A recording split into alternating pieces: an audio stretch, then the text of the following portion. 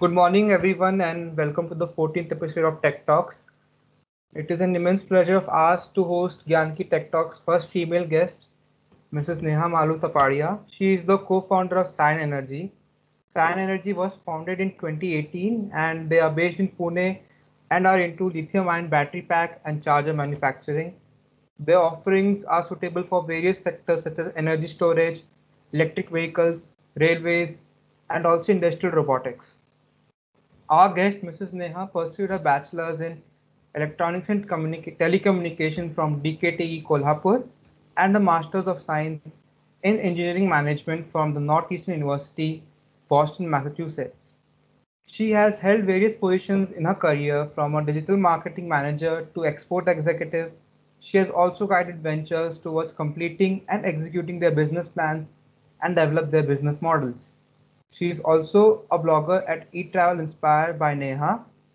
Today's session will focus on cells, modules, batteries, a view of how the ecosystem will evolve. Um, Please, ma'am, thank you for joining us for Tech Talks, and we are very happy that we have finally had a first female speaker, and you are not the first, but not the last. We hope to have many speakers like you in the future, and thanks a lot for joining. Thank you, Shashwat, for the introduction. And first of all, a very good morning to all of you. And I thank the Gyanki team, Mr. Malani ji, for inviting me as a guest lecturer, guest speaker, sorry. And also, I welcome everyone who have joined today in this session. Looking forward for an interesting discussion.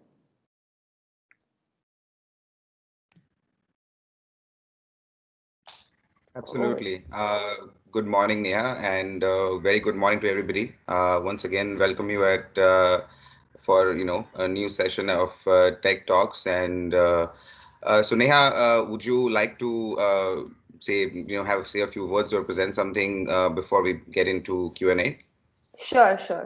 I'll just start with a brief presentation about Cyan Energy Storage. Sure. Just give me a sec. Yeah. So Cyan Energy was started with a vision of building the gap between the current limitations on power consumption, meaning that the way we generate power and the way it is consumed has parity.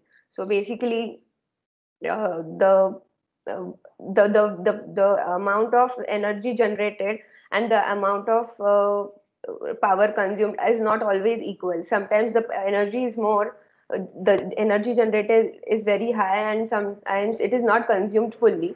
So there's no in between. There's a gap where the energy needs to be saved, stored, so that it can be used for the future use.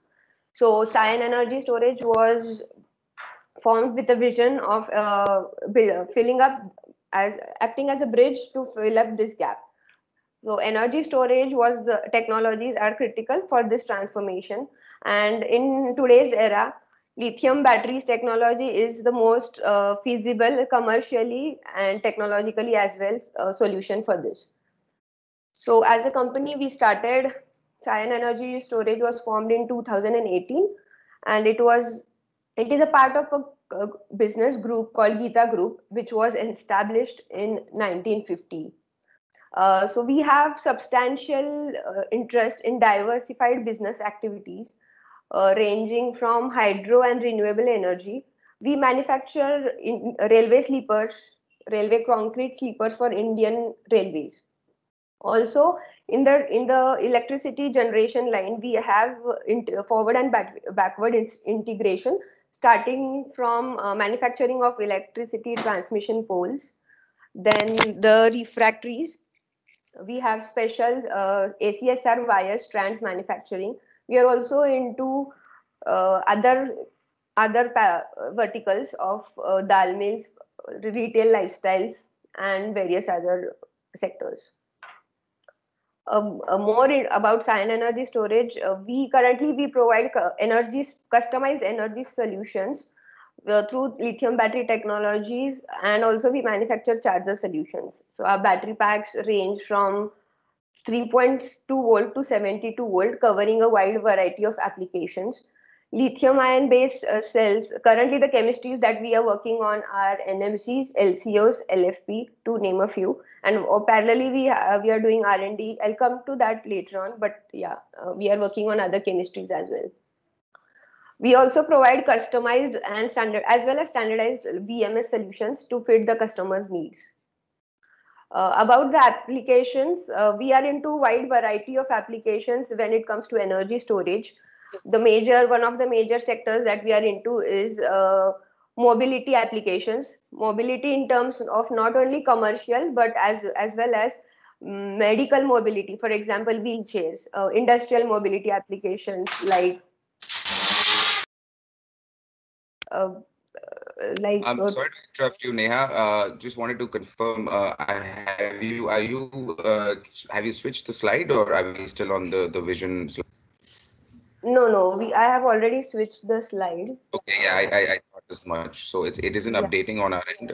We're still seeing the Okay, first slide. I'm just trying to see the option where I can Maybe you can not turn off skip the the camera. presentation mode and just Yeah, be like, sure, try that. sure.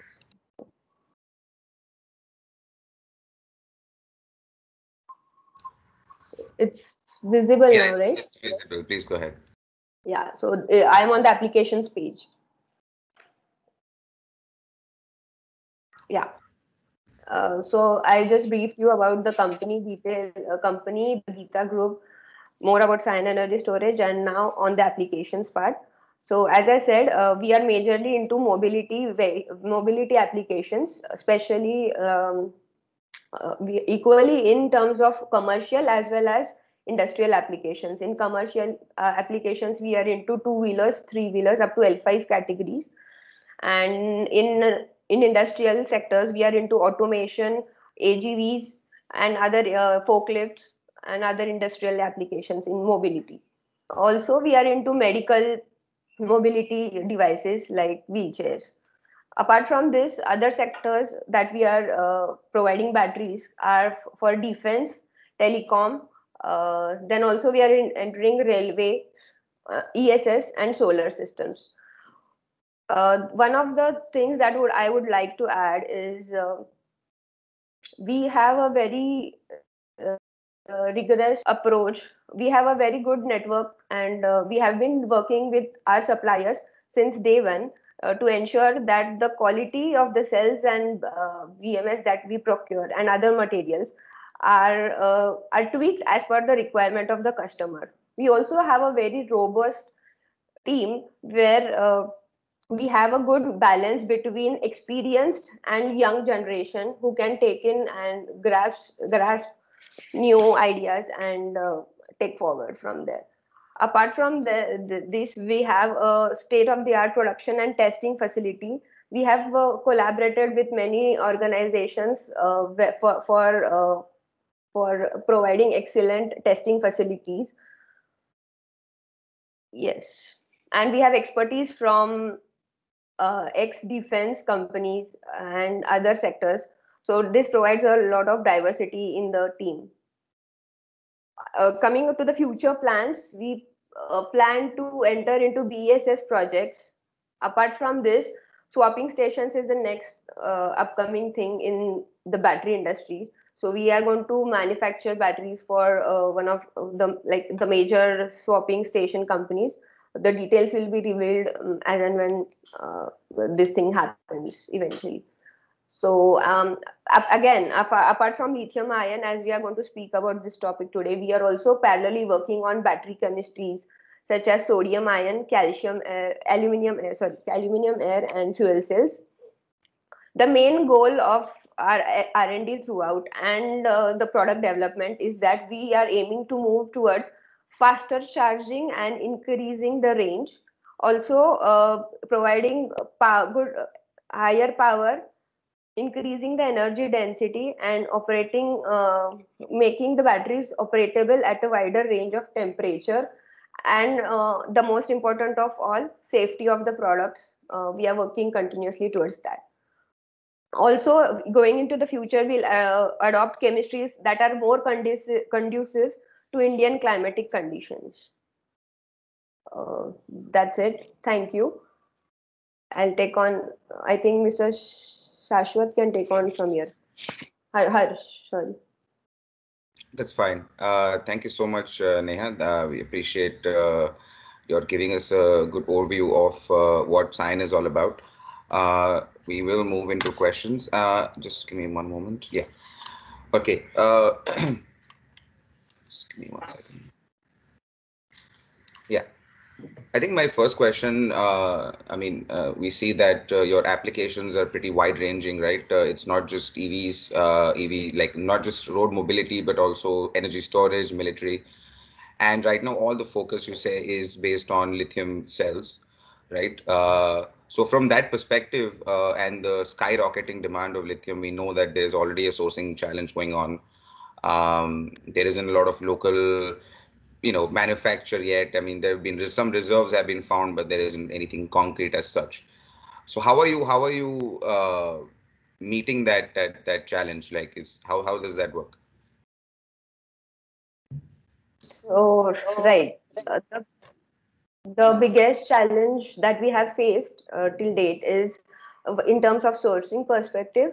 There are two sectors in like two parts in this. One is overseas sourcing, and another is local sourcing. So in overseas, one of the major challenge is the lead time. So once we procure materials from companies from countries like China, Malaysia, but the lead time is a major factor here. So the cycle life of the overall the timeline that a battery the raw material needs to come to the factory location is almost 2 to 3 months.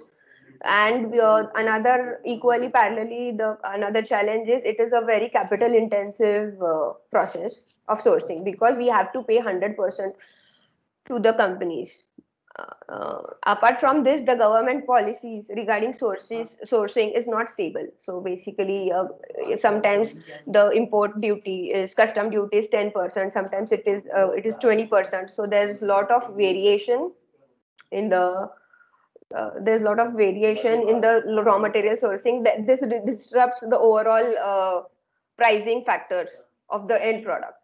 Apart from this, international tensions between the international tensions, the political tensions that are going on, especially with China, is definitely having a major effect on the sourcing part. And if you talk locally, there are two major challenges here. One is infrastructure, and another is the scale. So infrastructure meaning the R&D design and development of the current local companies is not does not match the quality.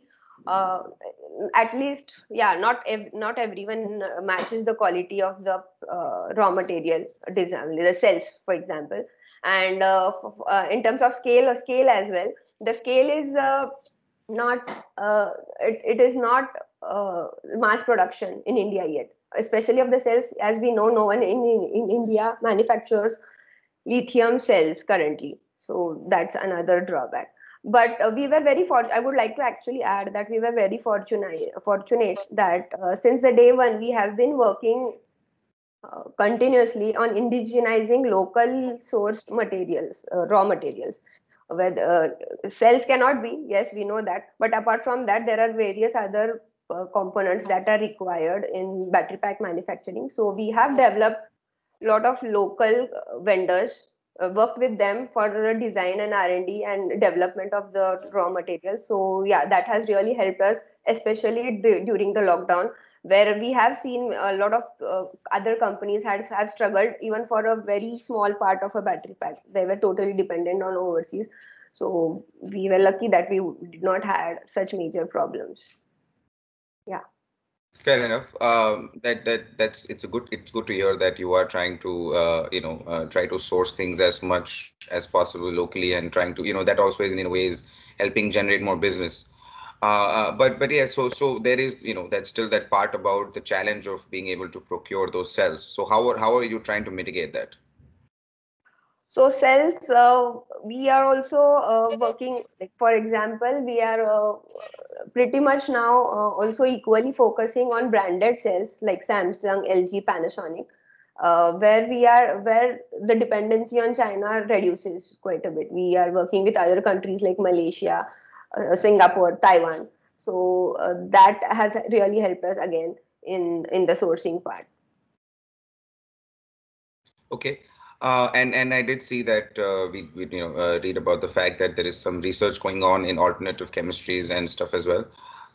Is there any focus on manufacturing or getting into the or being a part of having a setup basically? Either it's your own setup or it's a setup that you've had help build help somebody build in the area of manufacturing cells locally. So locally, currently, we are in conversation with few of the companies regarding. Actually, it is at a very initial stage of because in order to set up, as you might know, that in order to set up a lithium ion cell manufacturing company, it is actually a huge investment of. And also the technical how know-how is really intensive and wide. So we are currently working with few of the organization, educational as well as industrial organization. We have joined, we have collaborated with few of these companies in order to carry forward the feasibility of this, and definitely we'll look forward to join a group, join consortium to take this forward. Okay. Okay, my next question is more to do with the fact that since you have such wide-ranging applications, right? You're involved with such wide-ranging applications. There's an area of batteries that doesn't tend to get a lot of focus, which is second life, right? We know that when Right. it comes to vehicular applications, pretty much as soon as the battery reaches 80% of its health, it's sort of not fit anymore. So how are Right. you guys looking at that, which with the stationary storage and a lot of other things that you work on? How are you addressing this second life, and what do you think is the best way for them to be used from an Indian landscape perspective? So right. We very much welcome the second life batteries for especially when in EV applications, as you mentioned, rightly mentioned, that after 80% of the use, the batteries are no longer useful. But there are a lot of, as we already work in a lot of different other applications, there are a lot of other applications like solar and various other smaller POS machines, for example. They can be operated in the second life cells. So I think it's a very good. First of all, it is very good.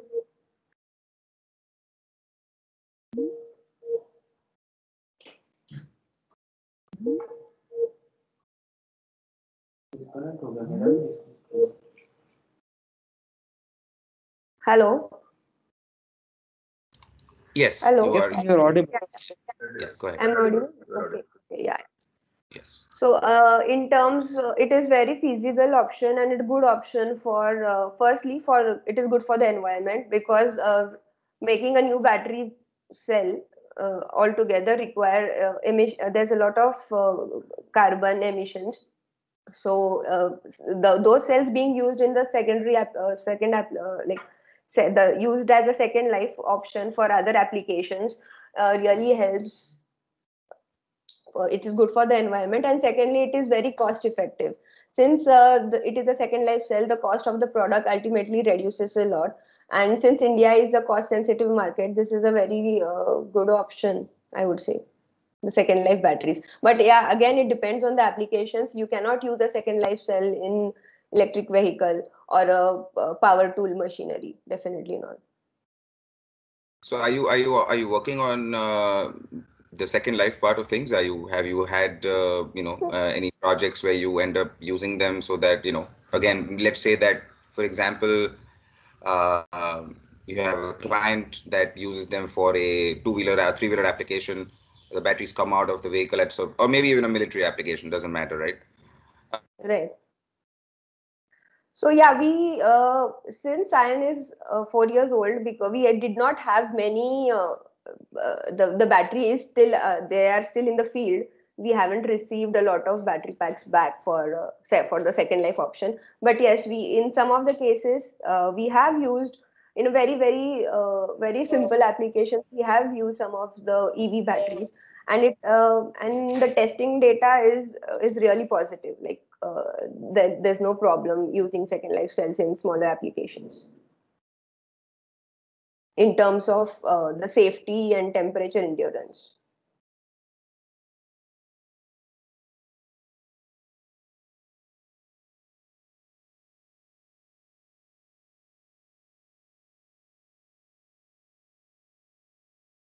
Hello. Light applications and stuff. Am I audible?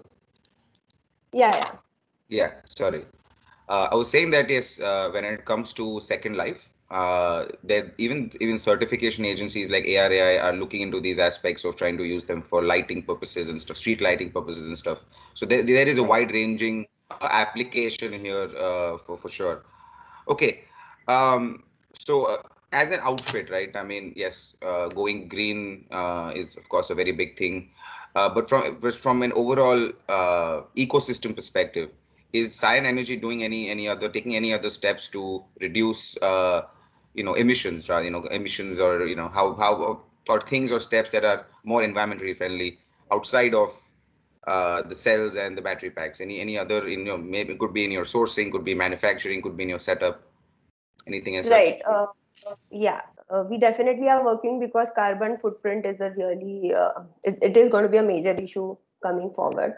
So first thing that we are trying to do is procure as much raw material as possible locally. That is, and especially like we are trying to form our network within Pune itself and Pune and around to procure all the as much raw material as possible. So this reduces the cost as well as the transportation, reducing the CA carbon footprint.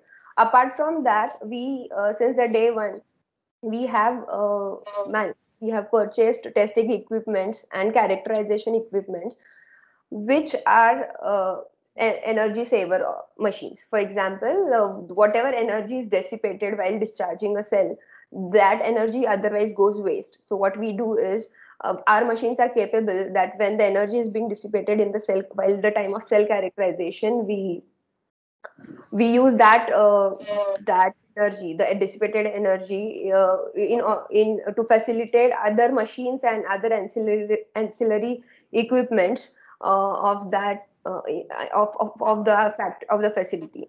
So in this we are actually using only 50% of the total energy required for the production. Apart from this, going forward, we have planned to install solar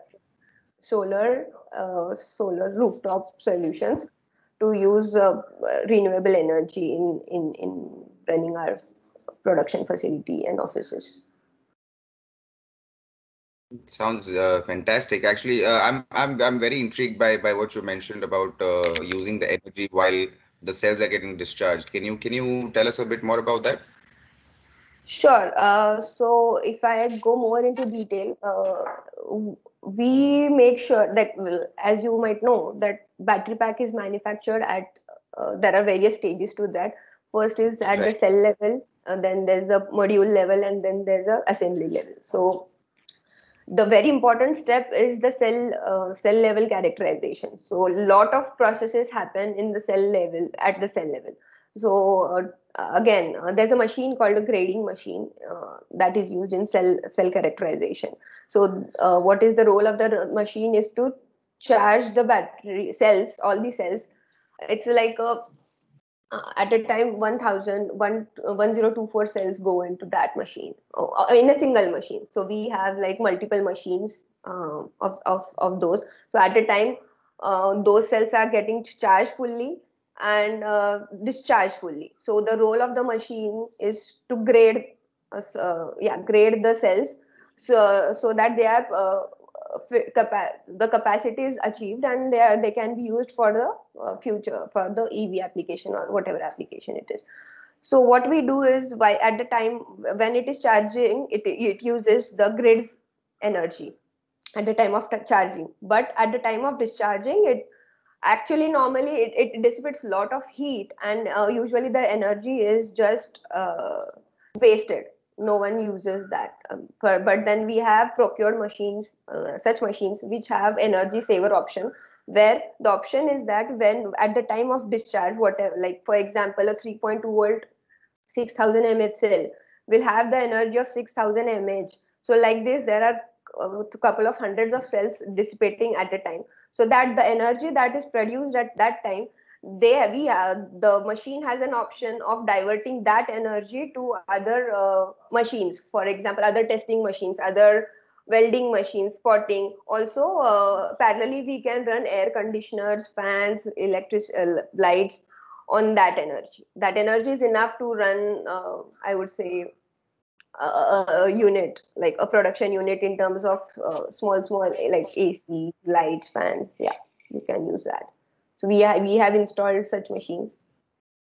Okay, wow. Okay, that's great. And on the same lines, I can just to educate people in the audience who wouldn't know about this. There are some high-end OEMs who are also doing this, but on a vehicular side, where they're Right. using the heat energy that is dissipated out of motors, battery packs, and using and rerouting it to the system to use it at, I mean, again, in countries and places Right. where heating is required, but they tend to use that as a way of saving energy, right? Great. That's very nice to hear. Okay. So of all the alternate chemistries that you guys are researching, right? And also we know for a fact that at some point there will have to be a good alternative to lithium-ion batteries. At least maybe not completely replace them, but work well in parallel, right? So Right. from that perspective, what do you feel would be the best, or at least from so far, whatever research that you have done, what do you feel is the best option, best next option? So, in terms of lithium, first I'll start with the lithium technology. That, as we all know, that currently we are almost 100% dependent on the lithium technology, and I'm sure for the next 5 years at least, we are going to be dependent on lithium technology itself. But within that, also, I would like to mention that there are so many changes coming up within the lithium ion technology itself.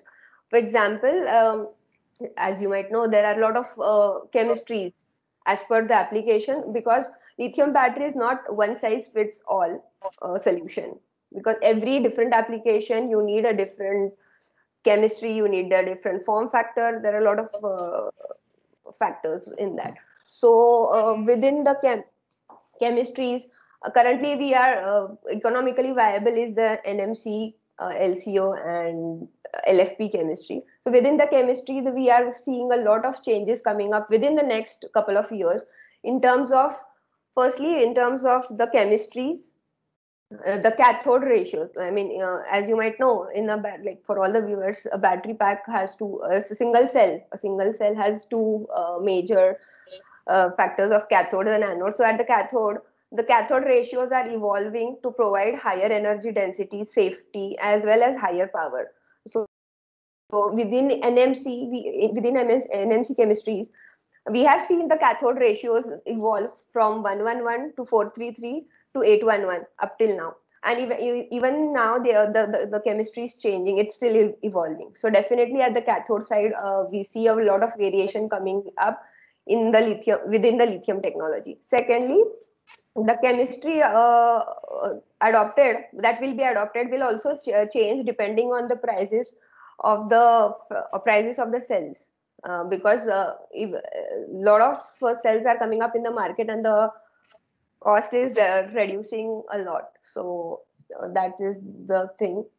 So apart from that, there is major research and innovation happening at the cell level, at the anode side of the battery as well. So the graphite has been seen as the dominant anode material due to its reliability, cheap availability, and it is relatively energy dense. But we are also, again, if you there's a lot of research happening to replace or pepper in the graphite with some silicon and lithium, because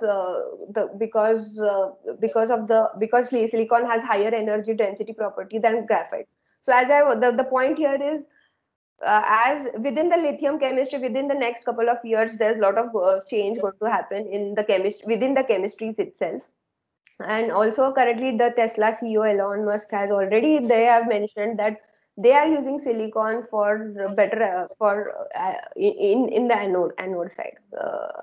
And apart from this, the government has formed the national mission on transformative mobility and battery storage to expedite this plan of adopting other chemistries and reducing the dependency on lithium, so as a whole, because there's a lot of dependency on other countries. So chemistries such as solid state lithium batteries, metal hydride, sodium ion, aluminum air, sodium air are the major chemistries coming up.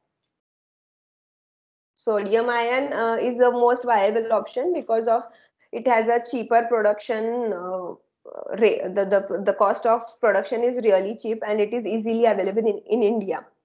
Also, I'm looking forward, like I am very positive about solid state batteries because they promise a storage capacity of about 1000 watt hour per kg and 80% charge in about 10 minutes. So as per one of the Niti Aayog reports, the government is actively working with it is they are inviting companies to come together to set up a 50 gigawatt battery manufacturing base in India itself, and which is an investment of around 50 billion. So a lot of initiatives are happening on that side. Another chemistry I would like to mention, another technology rather I would like to mention is the ultra capacitors. They are also an alternative to batteries. So they also have a lot of potential to come up as energy storage systems. Okay. Okay, so keeping, I mean, in the same vein, right? We talk about alternative tech, and I think I'm gonna sort of mix a question from the audience, something even I Sure. had. One is your work and future work in the area of fuel cells, right? That's again something that there are some companies out there or OEMs, major OEMs like Toyota, for example, who are still very much uh, like pushing it, like pushing the technology, working on it, producing vehicles, and even though they're in small numbers, but they're really going towards it. But there are other OEMs that have completely banished it, saying it's just not going to work. So from that perspective, and as well as from an India perspective, how do you see this the development of fuel cells, hydrogen cell technology, basically fuel cell tech in general? Like, how do you see that develop? So, in terms of India fuel cells specifically, the major problem, the major issue concern with a lot of companies of for not adopting fuel cells is a lot of safety issues. Companies have, it is not as safe as at least at present lithium technology. So one reason is that, and the other is non-mobility applications like BESS and EASS. We can use fuel cells for those applications. Relatively, it is much safer and much easier to use fuel cells in those applications than EV applications, than the mobility applications. When we say not safer, how are we saying that? Because we have, like, there are vehicles out there that are not actually proof of concepts, but actually proven vehicles which uh, guarantee that when it comes to safety, there isn't much. Like, so what we've heard so far is the only challenges in fuel cell tech is to do with the life cycle, right? The procurement to getting in. So that process is very energy intensive. But from a safety perspective, where are we seeing the challenge? So, from the safety perspective, storing hydrogen in higher temperatures, in especially like in Indian climate, the in Indian storing hydrogen cells dissipates like the energy is really intensive, very high energy. So storing is hydrogen cells in especially in a moving application. It firstly the heat dissipation is there, and apart from that, the Indian temperature doesn't suit hydrogen cells as much as it does for stationary applications. Okay, makes sense.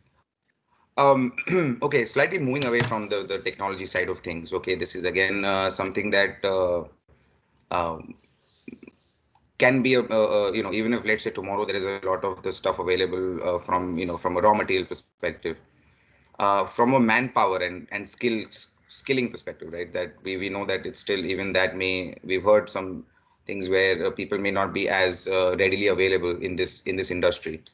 at the moment. So how are you doing that? How are you looking at promoting the skills as well, or trying to have reskill people, etc., etc., so that when you have that manpower in your organization, it is they're already aware of what the tech is, and hit the ground running. So how is that? How are you dealing with that? Right. So initially, sir, we have struggled with since, as you mentioned, the technology is really new in India. There's not a wide variety of skill sets who already know. So initially, yes,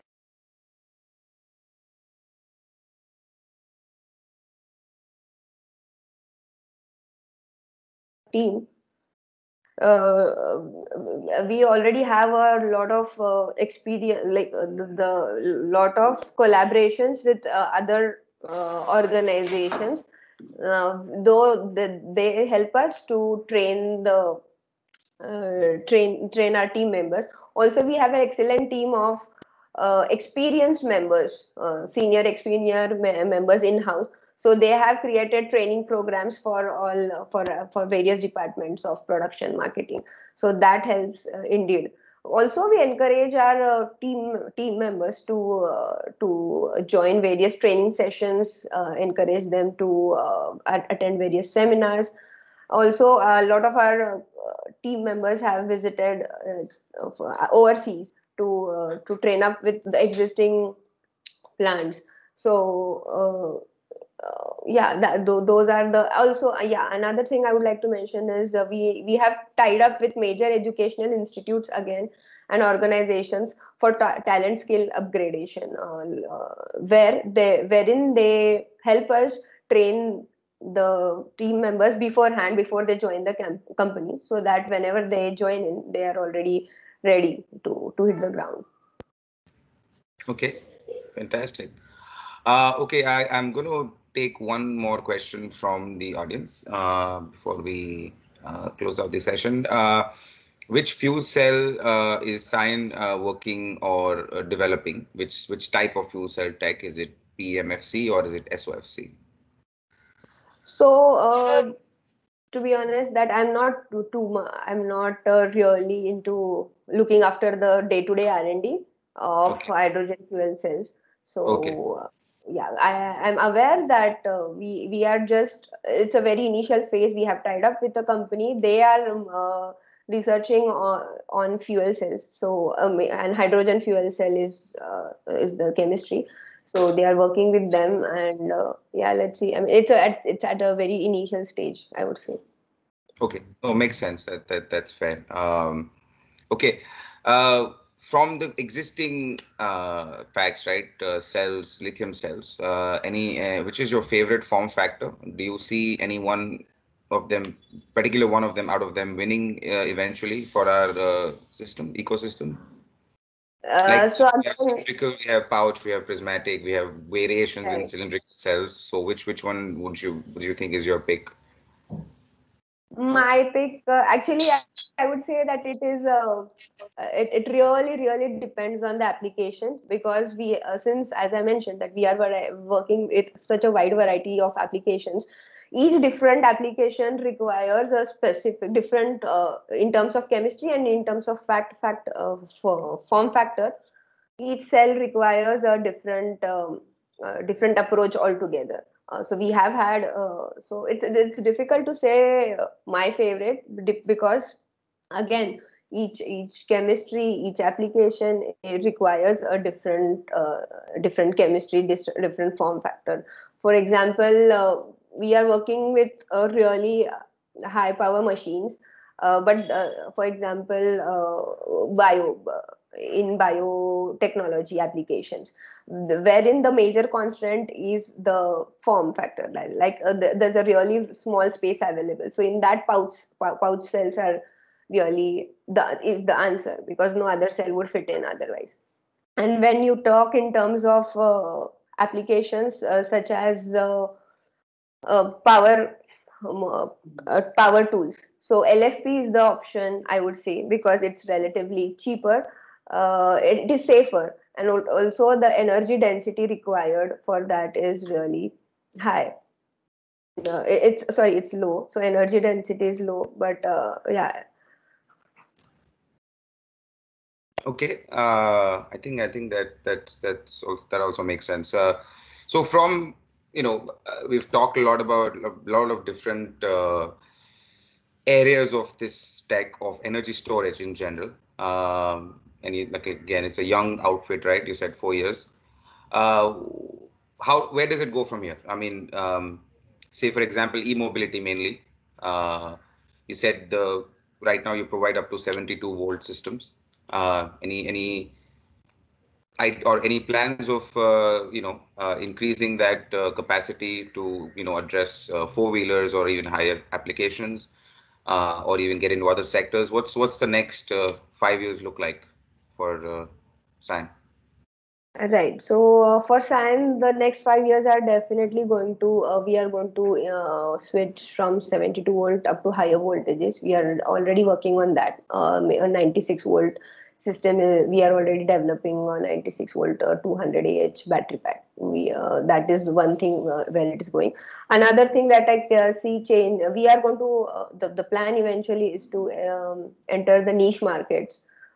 Electric vehicle and all are going to go on parallelly, but we are looking forward for, since we already have uh, the company, the group already has a big foot in railway industries.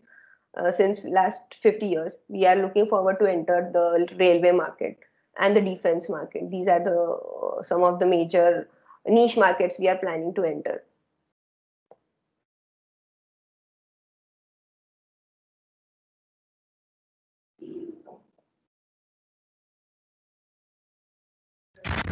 Yeah, sorry about that. I think lost my connection for a second. Okay, I think there is the questions could keep going and we never end, but I think we've sort of run out of time. Um, Before we do, any last words for the audience? Any parting words, Neha? Sure. Thank you everyone for joining in, and I'm sure we this field is really interesting. Lithium ion technology is the answer to the it's a forward growing and exponentially growing market. So I welcome all of you to join this industry, be a part of it in some way or the other. And it's a really promising field. So I would encourage everyone to keep updated with yourself with the current industry growth. Absolutely. Thank you for that. And once again, thank you very much for taking the time out. I'm sure you definitely educated some of us on a lot of things we didn't know before this episode. Sure. Yeah. Thanks a Thank lot. you for again, I'm like some sure- Yeah, female thanks a lot. speaker And I'm on. glad uh, Go that ahead, yes. join in and share my views. Absolutely. Shekhar, Yeah. you have anything you want to say? Oh, this is very good, and thanks, Neha, for sharing a lot of these insights, which are typically, not discussed a lot. Everyone talks about cells at a very high level, and this was a good deep dive. And obviously, SKYN has been there for close to 4 or 5 years now, actively pursuing this area. So this is really valuable to see how a organization can grow in this area as well. There is a lot of folks who are also looking to enter the ecosystem as we speak. So thanks a lot for sharing all your thoughts and views.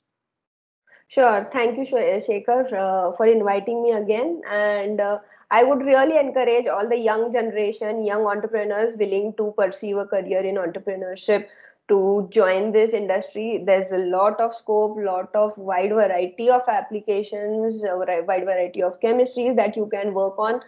And it's definitely the next big thing coming up. So I would encourage everyone to join in any possible way in this industry, like if it interests you, definitely.